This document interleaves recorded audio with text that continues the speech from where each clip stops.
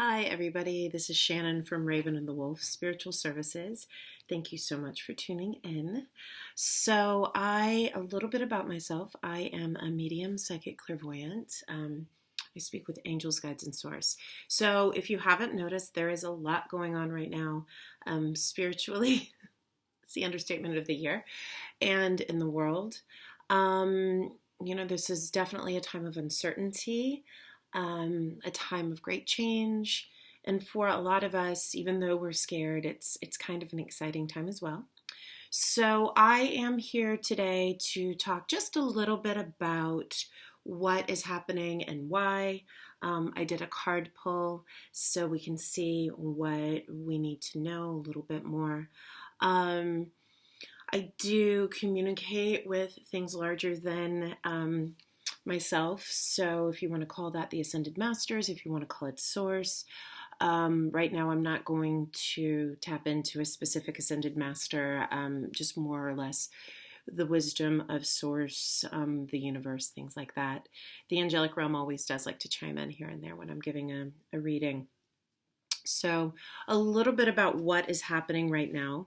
I and a lot of other people who are seers and healers are making the choice to use the word apocalypse on this. That makes people very, very uncomfortable simply because the word apocalypse has a lot of misconceptions around it.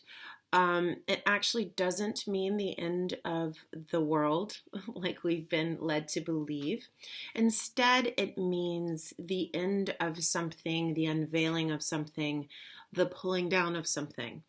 I like to think of it as the great unveiling is what I like to call it.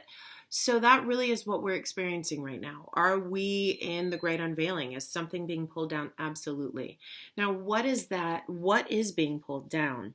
What's being pulled down is what I like to call the 3D structures. So that almost like dream state, or people call it the matrix, that a lot of us or most of us live in, that really isn't based in reality, even though we think it is, right? It's really based in the trappings of our ego mind, and our story and things like that.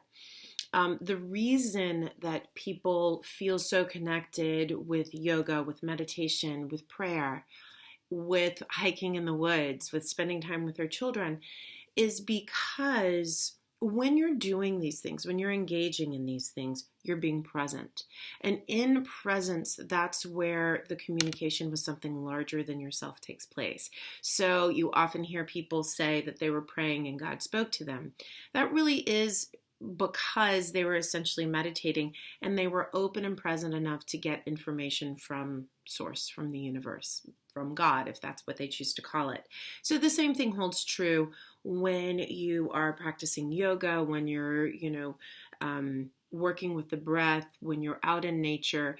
Anytime that you are being present, where you're not allowing your story and the ego mind to define what you're experiencing at that point, you're really being open and available to receive what's going on. So when people say mindfulness, when people wonder what the value of meditation is, that's really what it is. So when you're meditating, you're present and available to receive information.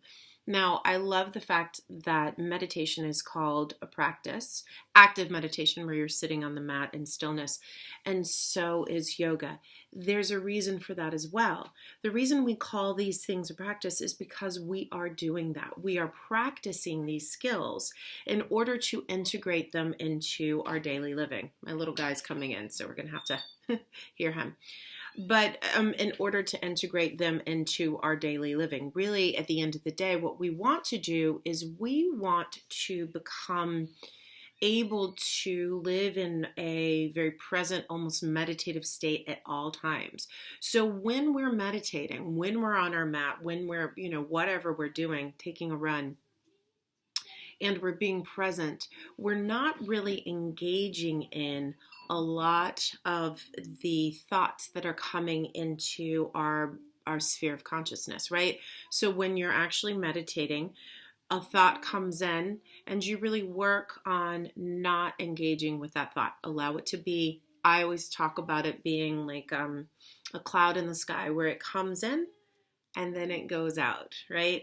So when we're transitioning, this transition from the 3D to the 4D is really, really about that. The more you raise your vibration, you can hear my little guy singing in the background, the more you raise your vibration, right, the more present you are.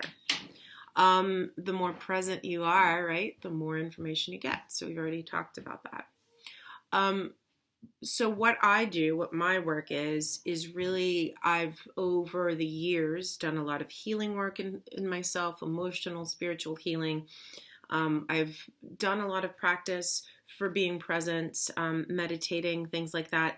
And what it's allowed me to do is I can now tap into things that we may not be able to see or touch, but we know are around us. So people who've shifted out of their bodies, other kinds of energetic consciousness, that's how I can tap into it and hear, because I've raised my vibration up. I understand the components of what energy does, and that's how I can receive. P.S. We all can do that. People say very often that I or other people who have the sight have a special gift. It really isn't a special gift.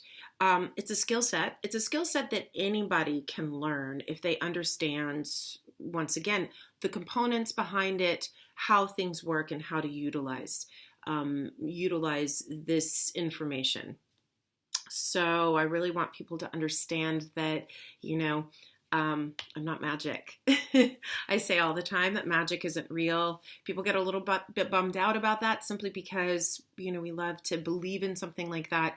I like to know that magic isn't real because this is what I'm doing, and what we all have the capacity to do is real. Getting information from something larger than yourself is real. We just tend to call things that we don't understand magic, right? But there is a reason that every single particle physicist at a certain point becomes deeply spiritual. Spirituality and the physical laws of the universe are very one and the same. They kind of weave in and out. So a spiritualist looks at particle physics as their best friend, because what it does is it shows, it kind of backs up what they're saying. Okay, so I like to say what I do is just particle physics in a more anecdotal package that's a little bit more sparkly. So anyway, I'm going to give you some information about why we're experiencing this right now. I'm going to talk about the card pull that I just did. It's an interesting one, a little bit unexpected. So here we are, right? We're in the middle of the apocalypse. I know a lot of us are having a hard time even believing that this is happening. It's interesting because if you were in the spiritual community, this is less difficult for you to believe than everyone else. We've been getting ready for an event like this since 2012, really doing our work. There have been waves of people waking up, getting information. They too then become aware that something is coming or something is going to happen. We all knew that it was going to happen in 2020. Either in January or February. So here it is. And so a lot of us have been getting the people that are waking up around us kind of up to speed, preparing them for this very thing, so we can then support the people who didn't have this information before and are waking up now, this final huge wave of becoming aware. So what a lot of us have done is we've done a lot of that healing work that I was talking about earlier, to raise our vibration. looking at our shadow sides, looking at the fear of lack, looking at being comfortable sitting in discomfort, sitting in the unknown. So when the penultimate, right, experience of being uncomfortable occurred, we could help guide people. So what is happening right now is it is a systematic dismantling of what we understand to be our reality. There are a lot of systems that are no longer effective, that are not working for us. A lot of systems have become corrupt. The divine masculine is no longer divine, right? Well, it's on the rise as well, but the patriarchy has really become something that has created more pain and fear and suffering at this point than has been positive. It's deeply, deeply out of balance, and the feminine, the divine feminine, is suffering as well. So what we're seeing right now is a systematic pull down of, first of all, the patriarchy and patriarchal structures, right? So what falls underneath that is a lot of the way we do business. It's the way our governments run. It's energy that is way, way too masculine. I actually pulled a card about that. And very, very toxic. It is separation and division instead of unity and the understanding of the divine truth that everything is indeed the same. And as you know, that in a yoga practice, in a, any kind of spiritual practice, the great understanding of the I am, of Ayurvedic Vedantic philosophy, is what's really kind of the bedrock and foundation for all of this. Because it's the truth. Everything is made out of the same stuff. We've heard it over and over and over again in a million different ways. Carl Sagan said we're the stuff of stars, right? Jesus Christ said we're all God. Buddha said we're all bodhisattvas. So it is the same message that we have been receiving for a very long time, since the dawn of really consciousness and humanity. The universe has been telling us this. We just have had a really hard time listening. And that's a whole other video.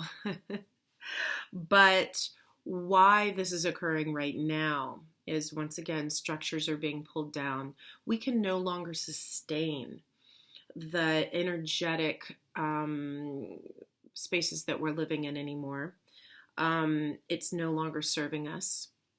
We are systematically, as we're pulling things down right now, before we were destroying everything around us. Not understanding that we are living as stewards of this earth, this planet, and as citizens of the universe. And instead living here and engaging with everything around us in a very divided way. Without the understanding that everything is one. So there's been a lot of hubris that has moved us through history up until this point. Well, now it's time for a shift. So that is why things are being pulled down. And what is really brilliant about a pandemic is, and that was something that I really questioned. I was like, how's Source going to pull this one off? What is going to shake enough people to their core that they will shift and shift permanently? This is kind of the only thing. It makes complete sense now that I'm in it. I'm like, oh, this is brilliant. What brilliant design. Because what we need people to do is to understand that division is an illusion, that really everything is the same, right? If we were in a war, there would still be division. So I knew for a very long time that was out. I also was like, I guess it could be some sort of massive, catastrophe, natural disaster. But I was like, but that isn't going to affect everyone in the same way. So here we are, pandemic. Everyone in the world, if you think about this is a really powerful thought. Everyone in the world, in some shape or form, is experiencing the same thing and feeling the same thing at the same time. We're unified in the same feelings of fear, crisis, right? What brings people together when things like this happen and we have to work together in order to survive? The entire world is experiencing the same thing. We, for the first time in this global consciousness, this global world, right, that we've built due to the internet and travel, are feeling the same thing. I know, it's big stuff. I get very excited when I think about it. Yes, it is painful. The pulling down of something and change is painful. This is the way it works. Yes, it's unbelievably sad and horrific to watch death, to see what is happening, and scary. Economic systems are being pulled down around us as well. This is the time that we have to be present. So for those of us who've been getting ready, we already kind of know the drill. We've practiced sitting in discomfort. And I don't know about you, but this shit is uncomfortable as it gets, right? It is triggering everything for us. Fear of lack, fear for our safety, fear of being alone, right? All of these things, these shadow parts of us are here. What are we going to do? Are we going to sit in that, sit in the discomfort and be present in it, right? In that meditative state, allow it to wash in and allow it to move out? Or are we going to weave it into our story and be terrified and feel small and feel alone?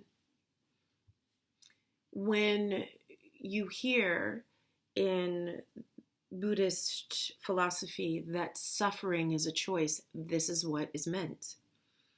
We are having an experience, and it is our choice in how we view what's happening. We cannot change that pandemic, right? We can't change the fact that people are having a hard time with social distancing, but we can change how we're interacting with it. You know, I think sometimes though, and I do want to address this in the spiritual community, there is a lot of spiritual bypassing that takes place. And that's, for me, really challenging because this isn't all love and light and joy and peace. This is hard fucking work. It's happening. It isn't about getting your vibration high and letting it, and keeping it high at all cost. Then what we're doing is we're denying what is happening and what we're also feeling. Because if you're not feeling uncomfortable right now, then I would say that you're probably not being present with your real feelings. The key in all of this is to be present in it, to acknowledge it, to be aware, and then make a choice on how you're going to interact with it. Fear exists for a reason. Sadness exists for a reason. But it is our choice on how we're going to interact with it, hold on to it, understand it, and then in a lot of ways to create spiritual alchemy and shift it, which we can do. It's a law of thermodynamics. Energy is not made nor destroyed in a closed system. So when we have things coming in, we do have the ability to transform. We can utilize spiritual alchemy to take that fear into ourselves, to look at it, to understand it, to honor it, to shift it, and to send it back out. It's almost like we're I call it transfiguration. This is a concept that's been talked a lot about, in a lot of different spiritual traditions. Once again, even in religion, this idea of energetic spiritual alchemy, that taking in of something and creating something new with it. So, okay, let's get on to the reading. I just really touched briefly on so many things. I mean, I'm throwing these big words out there, and alchemy and transfiguration and all of these things. I mean, this is such a massive thing. This is basically what humanity has been getting ready for since we were aware. We became aware. So, a 20-minute, 40-minute, 10-day-long video is not enough. But, it gives you a tad bit of a taste of what is happening. Okay, so, and then I'm going to give you the read, and then we're going to talk a little bit about what is on the other side of all of this. So I pulled a card. This deck is hilarious. It's my new favorite deck. It's the Light Seers Tarot. It's a little bit like 90210 and GQ had a spiritual love child. Like everybody is you'll see. Anyway, I pulled a card asking where we are right now. Look, so handsome. And I pulled King of Swords.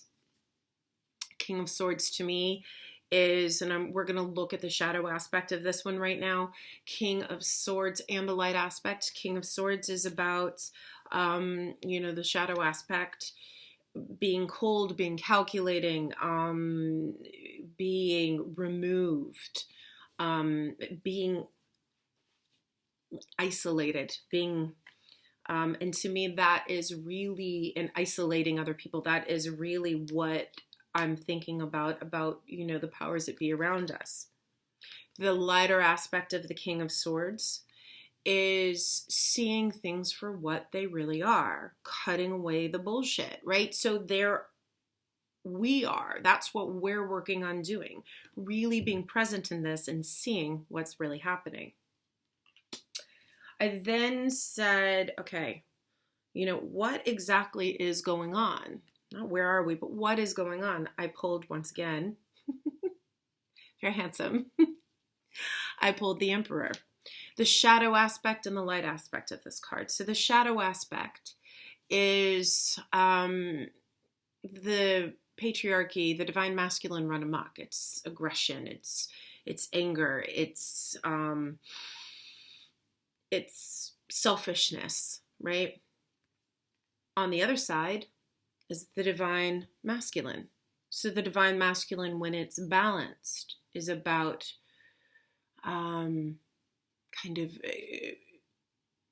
pulling things together, creation, making things right, creating a sense of safety and boundaries in a community and in a world, right?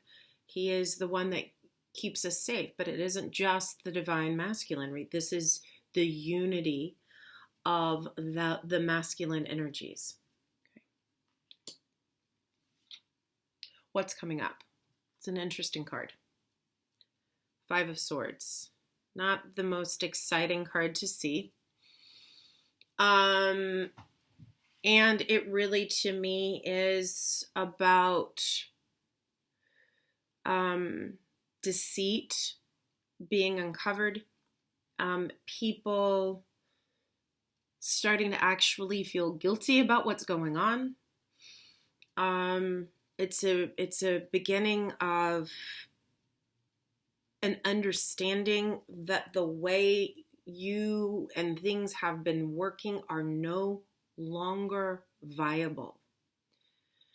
And I'm very sure that there is going to be some sort of, we think that it's crazy now, there is going to be some sort of reveal coming up. That's what I think is this card is about. We are going to definitely see the spotlight shined on even more corrupt systems.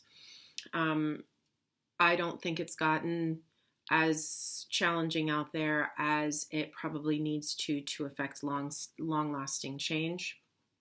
I think that what is coming up before this is all over and the rebuilding starts is a complete spotlight on corruption that we may have only felt was out there, but could barely, bring ourselves to accept. I think that's what's coming up, and that's what this card is. I was like, okay, guys, can we have something a little bit more upbeat?